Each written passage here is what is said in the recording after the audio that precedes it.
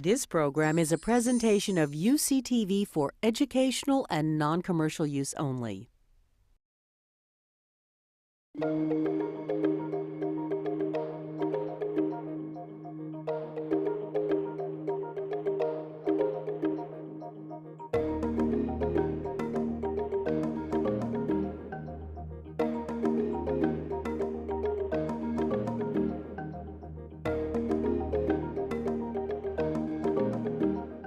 Welcome everyone. Welcome to the very last of this semester's lecture series, of the A. Richard Newton lecture series. Today's guest speaker is Jerry Fiddler. Jerry is the founder, I think most famously, founder of Wind River Systems, a public NASDAQ company, public NASDAQ company, which he started out of his garage in Berkeley in 1981. And the company grew to 1,100 employees, and it has locations in 16 different countries. I believe that it's part of Intel Corporation today. Yeah, and so it was public and then became part of Intel Corporation. Jerry is a member of the UC President's Advisory Board on Science and Innovation.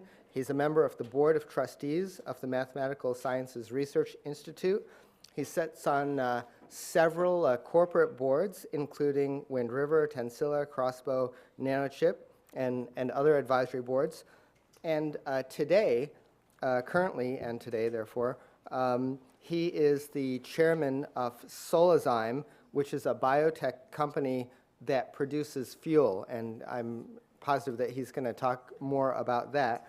I want to say one more thing about his bio, which is that his education is diverse, meaning, or for example, and it's a big secret which only he will describe to you in person. So with that, I'd like to welcome Jerry as our final A. Richard Newton Distinguished Innovator for 2010. Thank you. Thank you. Hello, I'm very happy to be here, and especially happy to be speaking in the Richard Newton series. Richard was a hero of mine. He was a really wonderful guy. I was on 2 boards with him, 3 boards actually. Thank you for the kind introduction. So yeah, I started my work career as a computer scientist up at Lawrence Berkeley Lab. I was doing real-time systems, building control systems for things, for big fusion reactors and stuff like that. Left there. I was only there 3 years after school, then started Wind River. And I was there for 23 years, either for as CEO or chairman. Now I'm on a few boards, down to 3 boards. It was 6 about a year ago. But one couldn't fund. Wind River got bought, and then a bunch of other nonprofit things. I have a angel investment fund now called Zygote Ventures, so I'm doing some new investments there, and then do some work here. As Eclock was alluding to, I have kind of a checkered, at least undergraduate career. I started college in 1969. And I was a chemistry major, not because I particularly liked chemistry, but because I'd taken AP chemistry, and it sort of seemed like the right thing to do. It turned out I hated it. That lasted a semester. When I switched to graphic design, what I really wanted to do was photography, but they didn't have it at University of Illinois. So do you want me to stand in one place? The camera is sort of, I'll try to stand in one place for you. That was as close as I could get at University of Illinois. That lasted a semester.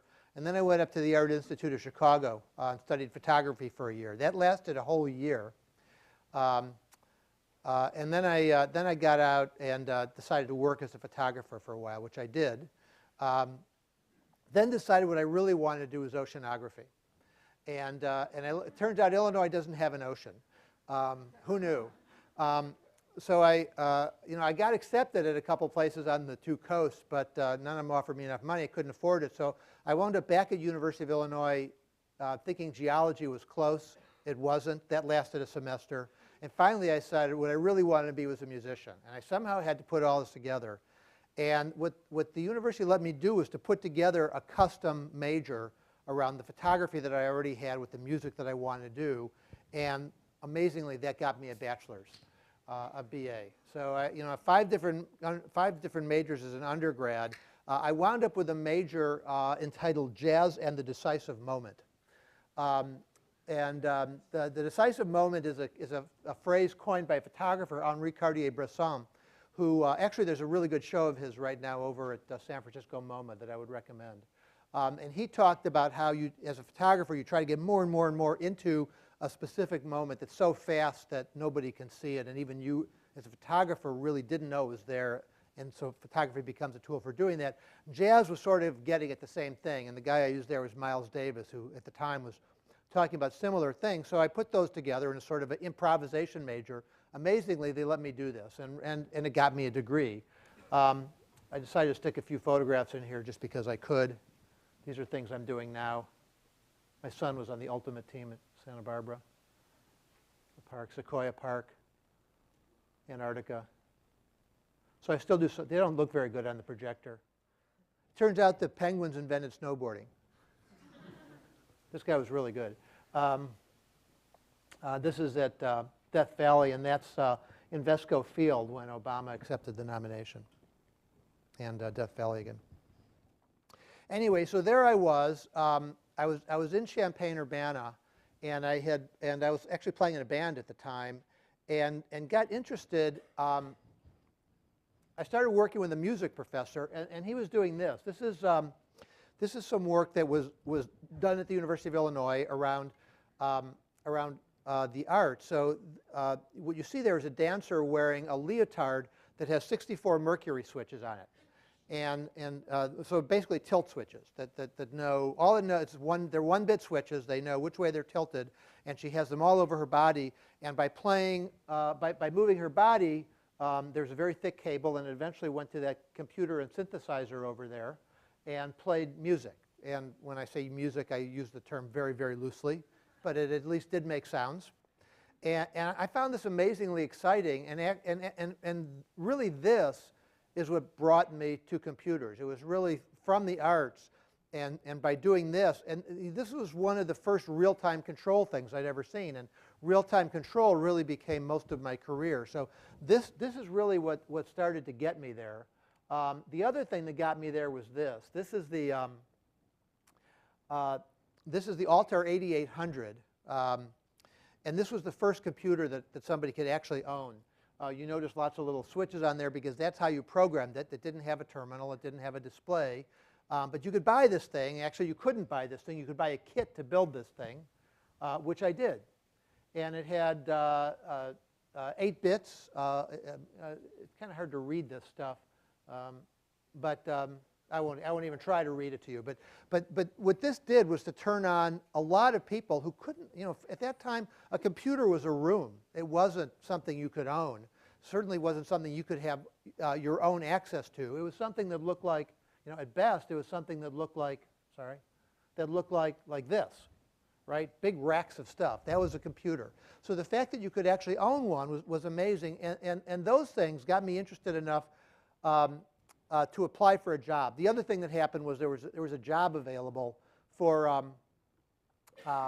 resident composer for the dance company at University of Illinois, and I thought, well, that sounds pretty interesting. But it was an assistantship, had to be a grad student, and so those things got me interested enough to say, well, if I'm going to be a grad student, I think I want to do it in computer science. So I applied, and I applied in December 1975 for the January semester. I hadn't taken a GRE.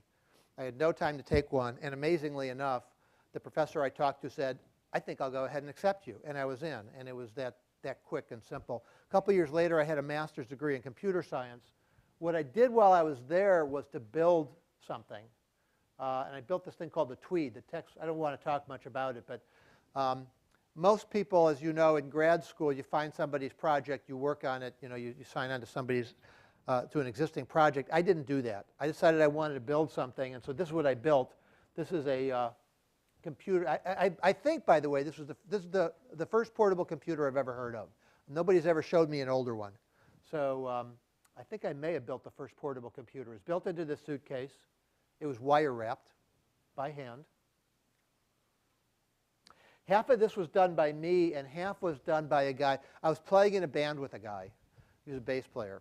And he said, I really want to get into computers, man. I really want to do computers. And so this was like a Tom Sawyer story. I managed to convince him that the way you learn about computers is by wire wrapping. And so he did about half of this, and he did it for free beer. I later learned I probably should have given him the beer after he was done. A lot of debugging. But, he did it. That was the microprocessor. I couldn't afford a real microprocessor. I luckily got a sample, 4K of 4K, not 4 meg, but 4K of ROM. Anyway, building that, got out, worked at Lawrence Berkeley Lab for a little while, but really wanted to build something else. I'd built something. Now I wanted to build something else and wound up building a company. And the company was Wind River. What Wind River did was software that controlled things. So it's the software that goes inside lots of stuff. And it's the operating system inside General Motors engines and anti-lock brakes, and Cisco routers, and Nortel phone switches, and Nikon and Canon digital cameras, and lots of robots, including the Honda Ashimo, and missiles, and all kinds of stuff, including a lot of stuff that goes in space. So many, many things that are pretty much any time you make a phone call, your voice is going through Wind River software somewhere. Anytime you use the internet, your data is probably being routed by Wind River software somewhere. The company started in that garage right there. It was a sole proprietorship. Early customers, Francis Coppola, the National Football League. I don't want to talk too much about that because I want to keep going. Company started there, only did one venture round. Started the company in '81 and financed it as a consulting company and on sales until 1990, and then took one and only one venture round of $2.5 million. Went public in '93, got up actually over 2,000 people. We're the first operating system on another planet. We're the operating system for all the Mars rovers, as well as a lot of other stuff. So the way this company worked, what happened is, so go back to that time, and what Wind River is doing is consulting. We're helping people to build projects. And what's happening in the world around us is that 16-bit microprocessors, these amazingly powerful for the time, new microprocessors like the 68,000 were coming around, and they were fully capable of replacing mini computers. But the software wasn't. The software was really poor, and the people who were creating software for these things, as it says there, embedded software was kind of a pathetic little backwater of a market. Nobody was really, it was sort of something that hardware people did, but in the computing world around us was some very exciting things were happening. Unix was coming around, Ethernet, and the very beginnings of what we now think of as the internet were coming around. At that time it was ARPANET. And so we started to look at all of this and say, maybe there's a new way. Maybe by looking at this world around us, there's a new way to do this, to control the world. Because we thought that this hardware was really capable of controlling the world, and today it is. I mean, today everything around us is controlled by these things, but at the time that was not the case. Because at the time, there were these new powerful microprocessors, and they were certainly capable of replacing mini computers. By the way, this is a mini computer, and this is about 5 or 6 feet tall. This is a PDP 11, I don't remember, 11. That's the front panel. If you notice this front panel, this is the front panel for a PDP 1170, a mini computer, and you see all these switches, just like back on that Altair. This is how you entered at least some of the software. This is at least how you booted it. And this is what people thought of as a mini computer. This was a big thing. And here were these little chips that could suddenly control lots of different things. Could control airplanes, could control factories, could control communications. And the big guys, the guys who made this stuff and who made the real software that really made it work, they didn't believe it. They simply couldn't believe that microprocessor was important. They didn't get it. They missed the bandwagon, and that created the opportunity for Wind River. In fact, what they did, DEC, my guess is many of you haven't heard of DEC. DEC is Digital Equipment Corporation. They were far and away the leader in at least control computing for a long time. They're gone now. That was their idea of a microprocessor. It cost a few $1,000s. It was not as powerful as like a 68,000 or an 8086, but that's what they made, and it ran their software, and therefore people bought it. They put it in this big ugly box, and then they got a couple of guys to run it. But this is what they thought of as a microprocessor, and this was not at all what it was. So we saw it as an opportunity. What if we could really take these and figure out a way to develop real software and run it, and that's what we did. So what we did, the way microprocessor development worked then is you had one, you built a box and you had some sort of development computer, they were separate, and you connected them with a serial line running very slow, and then you wrote all your software here and you loaded it over there and you tried to make it run, and it never ran, and it was a mess, and it took forever and ever to do anything. And we looked at that and said, that's stupid, because now we've got the internet. We have Ethernet, 10 megabits per second. So we suddenly started hanging these things there, and it became a real paradigm shift, because people would see this, because suddenly we could sit at any computer. Suns were coming around. We used things like Sun workstations. You could open a window, and there was a window into your embedded system, into your camera or your ignition system or whatever it was you were building. Nobody had ever seen anything like that before. And what would happen is engineers would see it, and their jaws would drop. They just couldn't believe it. And I would say 80% of the demos we did resulted in sales. If somebody had the money, they bought it. It was just that simple. There was nothing else like it. The network, which we had added for development, so we had put these things on a network because we thought that was really, that was the best way to develop. In fact, that wound up being something that nobody took out, because once they had this network, they realized, well, maybe we could really make this product differently if it's connected. And this was really, I think, the beginning of what we now think of as, you hear now the phrase the Internet of Things, many different things connected. But this was really the first way you could meaningfully connect lots of different devices. And I have to say, it surprised us, because that's not why we put the network in. But in fact, it gave us a really firm lock on the market, because nobody else was doing this. The competition was literally many years behind. And what that did for us is it fueled a lot of growth. So we grew 125% per year growth, more than doubled every year for actually almost 6 years. We're like number 50 on the Inc. 500, and we wound up going public in '93. So this is a log graph, because if you put this on a normal graph, you wouldn't be able to see anything. But you can see the growth was just, it was more than doubling every year. This is the campus we wound up on. This is actually, this is only part of it. It's a 4-building campus, of which this is 2 buildings, and wound up at one point over 2,000 people. So it's now an Intel company. This is in Alameda, right on the estuary. So this is 2 of the 4 buildings. There's another 2 back here. We did it. 2 engineers did this. I mean, for all intents and purposes, Wind River was created by my partner Dave Wilner and by me. We did it for our own use. We were doing consulting, building systems. We knew we had to have a better way to do it. We figured it out. We used lots of existing code. The first version of our product, there was very little code that we wrote. What we did was we took lots of different pieces from different places. One of them was TCP/IP out of Berkeley. Today, as you probably know, the network code that originated here in Berkeley is all over the world and runs most of the internet. We were actually the first to get it out of here, because at the time it was locked up into a very specific Unix system, and Berkeley was still engaged in a legal battle with AT&T.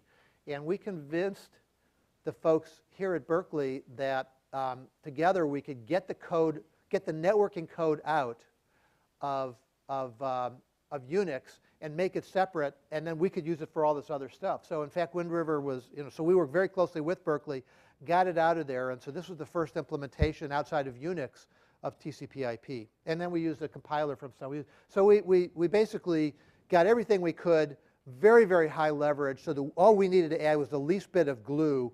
But by doing that, we created something very different, as I said, literally years ahead of everybody else.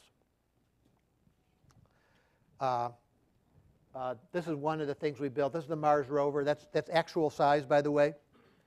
That was the first Mars rover that went up in '97 in a pretend sandbox down at JPL. I used to have a beard, and my hair used to be darker. And that's probably my one and only sport coat. This is the other part of the Mars rover, the part that you haven't seen. I just love the picture, but this is actually in the lander. There's actually 2 pieces to the rover. There's the robot that crawled around, but there's also a lander, and this is the computer in the lander. And it was a standard VME bus chassis. VME was a standard bus like ESA bus is on a PC today. So they just made a VME bus chassis out of solid magnesium. They had a big block of magnesium and milled it into a chassis. Okay, so that's Wind River. So what I'm doing, that's not what I'm doing anymore. So, you know, one thing you hear is that lots of people make mid-career changes in their life, and that's certainly what happened to me. I was at Wind River 23 years, and I left there in 2002, 2003, I guess. Yeah, 2003, and very quickly bumped into some guys working with algae. And so I started, this is one of the problems I started to look at. And this is from a recent, EIA is a government agency, Energy Information Agency or something. I forget what it stands for, but it's part of the US government. And this is their own graph of where the fuel sources are and what the demand's going to be. And that big gap there, where it says unidentified projects, that basically is the part that the Energy Information Agency is saying, we have no idea where the hell this fuel is going to come from. So that seems like an opportunity to figure out where that's going to come from. In fact, where it's going to come from is a lot of different places. Some of it's just going to come from efficiency. We're going to have to figure out how to use less. Some is going to come from solar. So we're coming off of this time where the whole world has been running off pretty much one kind of energy, and that's going to change. We're going to be running, hopefully, off renewables of different kinds. We're going to be on wind and solar. So you know, all of the things, wind and wave and tide, which all have to do with the movement of the Earth, geothermal, et cetera. But one of the pieces that's going to have to be there is liquid fuels, because there's a bunch of things that need energy-dense liquid in order to run. And so Solazyme is a company I hooked up pretty quickly with. I'm chairman of Solazyme. And Solazyme turns sugar into oil. These are the first people that have ever been able to do that. Plants have been able to do it, but people have never been able to do it using plants. So what they do, so Solazyme is a company that grows oil using algae. It turns out that about something like half the Earth's biomass is algae. It's in all kinds of different places. There's many, many, many species. They've been around a long time, way, way, way longer than mammals, 3.5 billion years.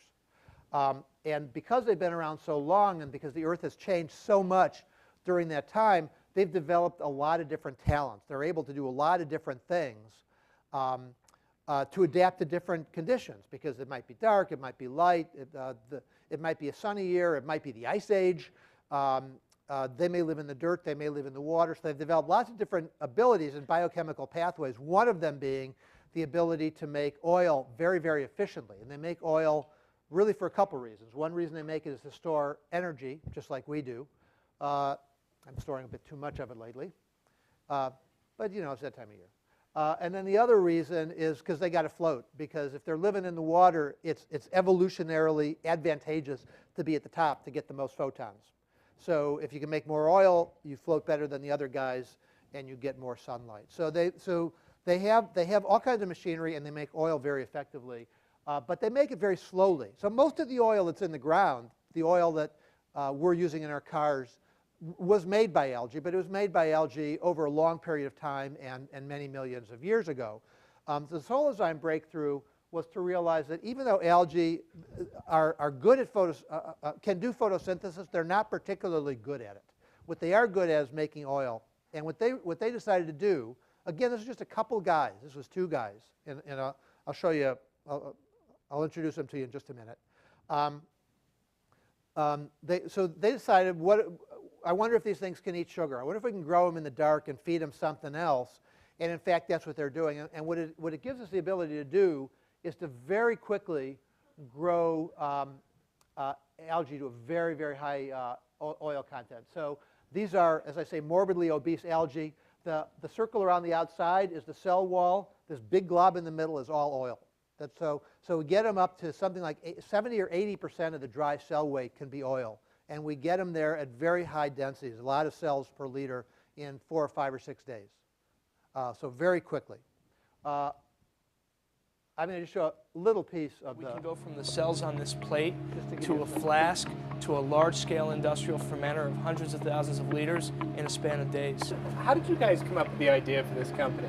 Harrison and I met the first day of college. Flash forward a few years, Harrison develops the idea to use microalgae to produce biofuel, to take a 150 million year process, which is what it takes to make oil that we use in our cars right now, and we condense it to 3 days. And we end up with oil that, when burned, doesn't add additional carbon dioxide into the atmosphere. What is this machine, and what am I looking at in here? You're looking at a green barrel of oil.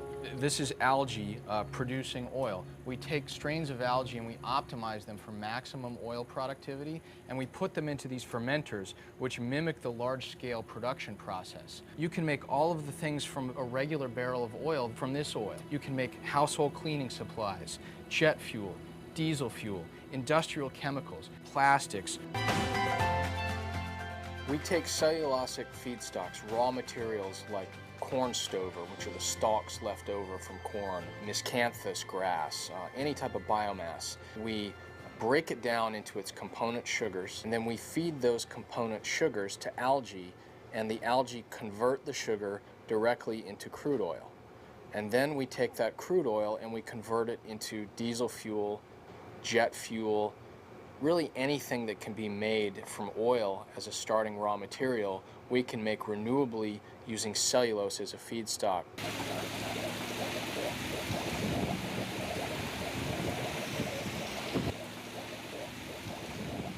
It's a very satisfying feeling to have this vision become a reality. We started this company in a garage 7 years ago, and we're now shipping tens of thousands of gallons of oil to commercial scale oil refineries. Now we're actually really doing it at large scale. It's a great feeling. We're driving around San Francisco right now. I'm gonna stop it there just in the interest of time. But you get the idea. Big stainless steel tanks, 3 stories high, at least, we want to grow at least 100,000 liters up to 1 million liter tanks. And so what this does is you can take lots of different sources of fixed carbon, feed it to the algae. That's just a little lab scale fermenter. And from that, you can make oil. And that oil can be used for lots of different things. In fact, what it is a vegetable oil. It turns out to be not only good for fuel, but we're also making food oils. We're making personal care products. So Unilever's making soaps, renewable soaps, other kind of personal care products, and foods. So there's really several sides of the company. There's fuels and chemicals, there's nutritionals, and health sciences, which is doing things like skincare products. All of this needs to drop right into the infrastructure. So all of this works with existing oil refineries. So one of the things Solazyme's able to do is to be able to craft an oil that's very precisely what's most desirable to make an end product. So if we're making food, we may make an oil with one lipid profile. Soap might be different. If we're making jet fuel or diesel fuel, it may be different still. All of those can be dropped into existing infrastructure and turned into products. And we're making, I think, well, 20,000. In 2010, we made about 350,000 liters of oil. So it's getting to scale. Not quite at full scale yet, but getting there. Maybe one of the most interesting and unexpected things that's happened is a joint venture we just signed with Roquette. Roquette's a very large French food company like a Cargill or an ADM. It's a company that, these are companies that you may have never heard of, but in fact touch and produce at least some of almost all the food you eat. And so this is something where they'll provide feedstock and provide production capacity, and this stuff will find its way very soon, next year, into things like salad dressings and baked goods and stuff like that. And then it's also, so look at this picture, Alginist. You'll be seeing this, I can't tell you where yet, but over the next year, there's actually over the first half of the year, there's an exclusive deal with a very, very large retailer, and you'll start to see this stuff on the shelves. And this is it's something that as we work with the organism, we find out what it does. We find out what are the things it's good at. One of the things it turns out that it's good at, because it's been around for so long, is that there's a molecule in there that actually repairs DNA damage in your skin. Why does algae need to do that? Because it has no control over where it is, and so it sustains insults from the sun in the same way we do. Sometimes, and it can't make the choice to get in out of the sun. It can't get into the shade. So it needs very robust repair mechanisms to protect itself, and those turn out to work very well in our skin as well. So this is actually going to be a really interesting product that'll be out soon. The first big fuel customer is the Navy. This is really exciting. That ship is called a Riverine. It's a high-tech speedboat that the Navy uses, and that's the first boat ever to run on a microbial-made renewable feedstock, or renewable fuel, rather. So the Navy has a huge commitment around this. The Navy is committed to running 50% alternative energy on land and at sea by the year 2020. Very, very aggressive. So right now, these guys are actually the leader. They're working really hard to get this stuff. So they're Solazyme's first large customer. And we're providing them with jet fuel that they're testing now in Black Hawk helicopters and ship diesel that's the first test ship. Quote down there, this is the future. We're going to be running our ships on this. It's pretty amazing stuff. This company is very different than Wind River. Wind River, I told you, we took one and only venture round, one venture round. 9 years after we started the company, we took $2.5 million, went public 3 years after that. This was really different. It's not worth reading all of these, but I want to pop it up there just to show you some of the numbers. $57 million Series C, $60 million Series D. All in all, I don't know, something like $160 million of capital has flowed into this company. This is a very, very different world than software, and it's been really interesting to learn those differences. So why am I telling you about these two companies? As I said, people go through mid-career switches, and here I am. I'm a computer science graduate, chairman of this biotech company.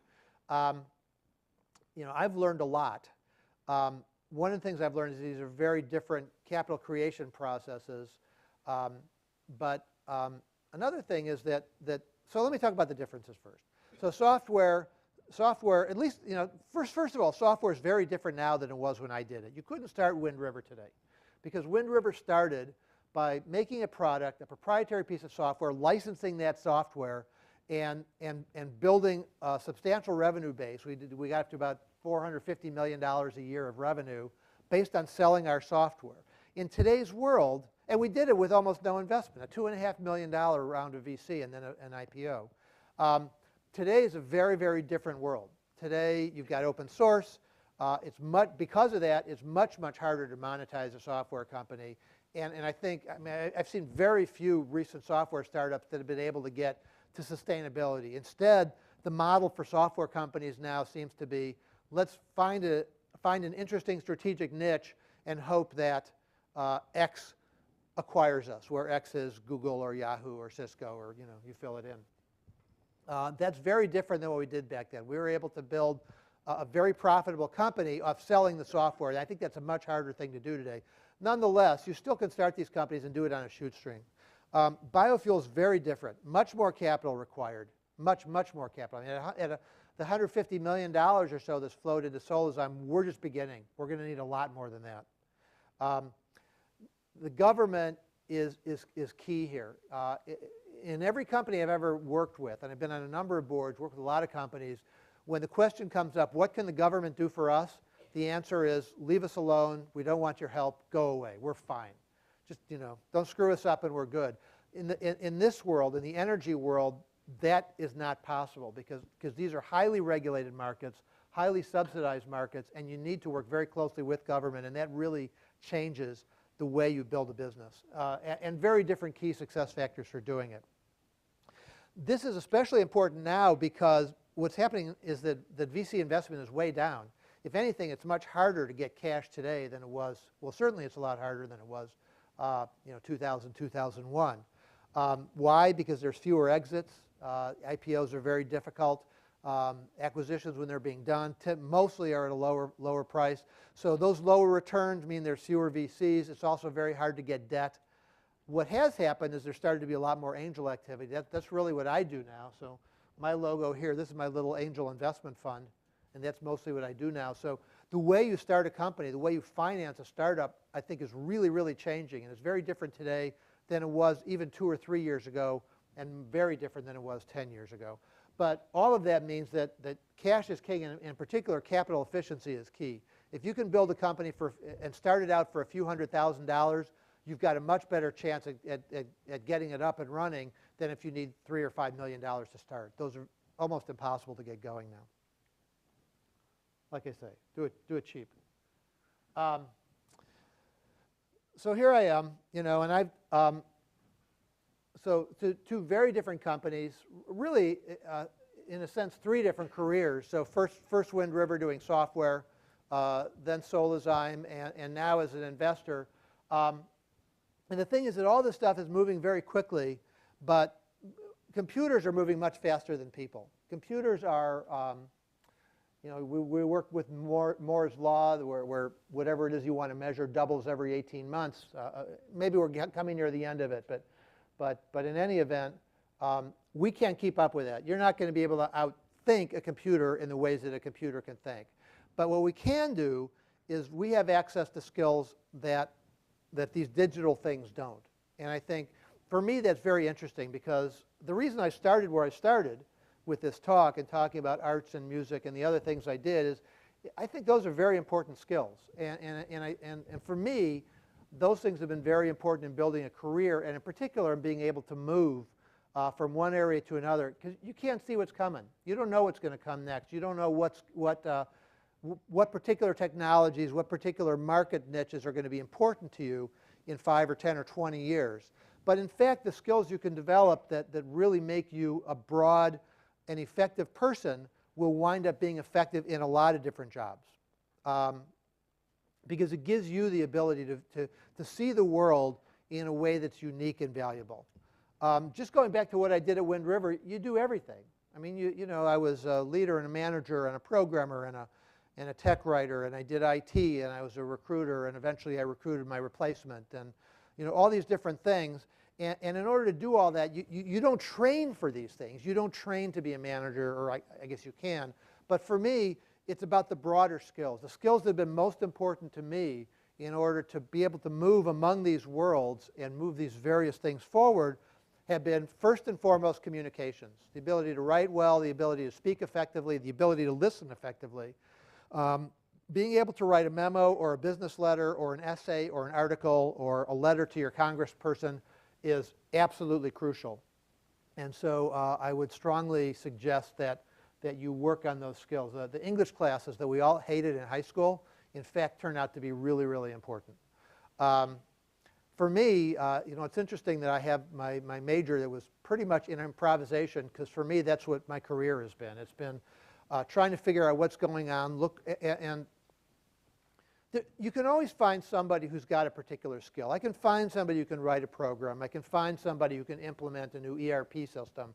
What's really hard to find, and what's a really valuable skill, is the ability to step back, look at the world, and say, this is what's important. To be able to look at to go to a trade show, to talk to a lot of people, to have a lot of conversations, to read a lot of articles, and somehow out of that to distill, this is important, and I think we need to do this. I think we need to go in this direction and work in this way. I think you know, that's a company that should exist, and I should build that company. Certainly, technical is important, and you're going to have to be able to know how to do something. No question. You're always going to be surrounding yourself with people, and the ability to attract and keep good people, to learn from them, and to have a life outside of that, because all of this is a marathon. It's not a sprint. If you're putting all of your time into work, it's very hard to make that last for a long time. So for me, I look at that list, and the only thing there that I got out of my computer science graduate degree is the technical part. The rest comes from all the rest of the education. And for me, that's, if anything, the lesson that I take out of where I've gotten to.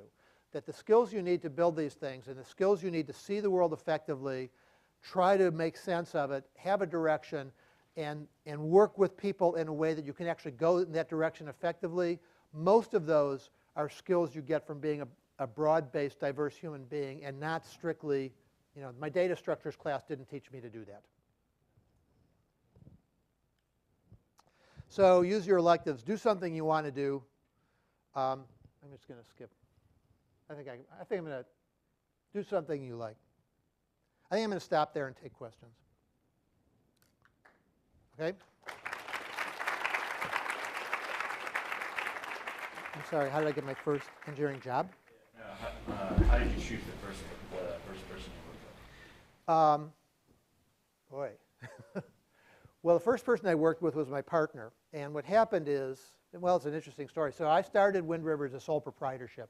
It was me and my garage. And the company was just getting going. I had one good client. I was working with Francis Coppola. Two things happened the same day. I got evicted, which meant I had no place to live and no place to work. And my girlfriend, she's now my wife, but then she was my girlfriend, got laid off the same day. She's a teacher. So we went out to dinner and said, what now? To sort of commiserate. And halfway through dinner, she said, why don't we go traveling? And so there didn't seem to be a lot of things holding us back. After all, I had no place to live and no place to work. So I thought about it. I thought, well, I've got this company that's just started up. It's only a few months old. I kind of don't want to let it die. Who could take this over for me if I leave? And honestly, there was only one person I could think of who I really trusted at that level, who had both the maturity and the responsibility and the technical strength to do it. It was a guy named Dave Wilner who worked with me up at Lawrence Berkeley Lab. And I said, I'll call Dave. If he'll take it over, I'll go. So I called Dave thinking there's really no chance. He had a young daughter at the time, less than a year old. This was obviously kind of a harebrained idea. But amazingly, he had happened to have a fight with his boss that day and said, I'm in. And so Dave came down, and we moved the stuff from my garage to Dave's family room. Made for interesting fun. His daughter was, we worked out of his family room for a while. And I still remember, we knew we had to move when one client called, and his daughter picked up the phone. She must have been like 2 at the time, and said, my daddy's on the potty right now. So I guess that was the first I don't know if you'd call that a hire, because we turned it into a partnership pretty quickly. After that, what happens is you have to hire by inspiring people, particularly with a startup. You simply can't compete with existing and more mature companies on the basis of salary, certainly not on the basis of security, probably not on the basis of working environment. But what you can do is you can give something to somebody that those companies can't. You can give them the ability to make a real impact. You can inspire them. You can give them a growth path. You let them know that they'll make a real difference. And if there's a direction they want to go, there's a chance that this will really go that way. The people you start with, realize that most people that you hire have a range of company sizes that they're good at. And this is true from everybody from individual engineers to CEOs. CEOs tend to be good within a range. I mean, a startup CEO is not likely to be a good CEO for a $500 million company. There's very, very few people who are good at that whole range. There are people like Bill Gates, but they're far and away the exception. But that's even true of engineers. So you realize that you start with some kind of people. Over time, as things become more established, you can become more convincing, you can tell a more effective story, and you get better at it. But in the beginning, it's all about selling, and it's all about inspiring. You need to inspire somebody to really want to come do this with you.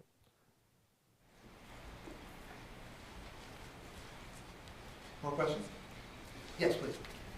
So you said that technical skills are really important to start your company, and then I see that you had technical skill to start Wind River, but then when you moved on to like a biotech company, you didn't have any background around that, so I was wondering how you feel it. Well, I was auditing some classes here. I was auditing a molecular biology class here at Cal at the time, and doing some. So I was beginning to learn, but certainly I was certainly not competent to do anything they were doing.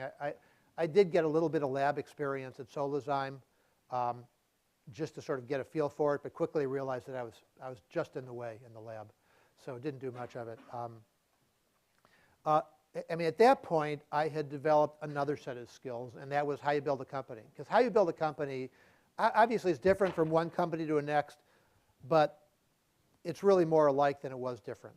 And so all of the things that you need to do to build a company, how do you finance it, how do you put a board together, how do you hire, how do you find a building, and how big should it be, what level do we believe this business plan, and therefore how much money do we need. I mean, there's lots and lots of things that where there's a lot of commonality, And there was enough that I had something to contribute in those areas. As it turned out, I do some engineering at Solazyme. I built a filtration system, and I've written some software, but I really do that just for fun. They certainly didn't ask me to be the chairman so I could build a filtration system. It's important to understand what the company's doing, but you don't have to be the bench scale scientist to be very helpful in building a company. Okay, so the question is, I mentioned that skills are different for a startup CEO than for a large company CEO. How are they different? It's a very hard question to answer. It might be easier to answer from a point of view of style. Startup CEOs tend to be, let me start at the other end. Large company CEOs tend to be MBAs. Not always the case, but usually the case. They may have started somewhere else, but they're there. They probably have a golf club membership. They're comfortable working with Wall Street. They're comfortable working with a board that's a very high level, disconnected and detached board. Startup CEOs are in a very different environment from that. In a startup, your job is to keep the wheels on, to keep the cash flow coming, to figure out how because things are moving very, very fast. You're not as worried about keeping it stable. You're worried about keeping all the plates spinning because some of them are going to start to fall off, and that's trouble. So they tend to be more people with technical degrees, not MBAs, or something else. Maybe for me the biggest difference, and it's not a skill difference per se, is passion. I think to start a company, you have to really love it. This is, one of the reasons I started Wind River was because I wanted some flexibility in my time, and I learned that my time was in fact flexible as long as it was always. You have no life. As a startup, your business will own you more than you will own the business. And in order to do that and make it work, you've got to really want to do it and have a real passion for it. You have to feel like if I succeed in this, something is important enough is going to happen that it's been worth it to me to wrap my life around this and to do this, to put these years of my life into this kind of a workload. That's not the case for a large company CEO. A large company CEO comes in with typically a substantial paycheck, a fairly regular work schedule. It's a very hard job, don't get me wrong. I'm really not trying to minimize it. But it's a very, very different job. Okay. Thank you very much. Thanks.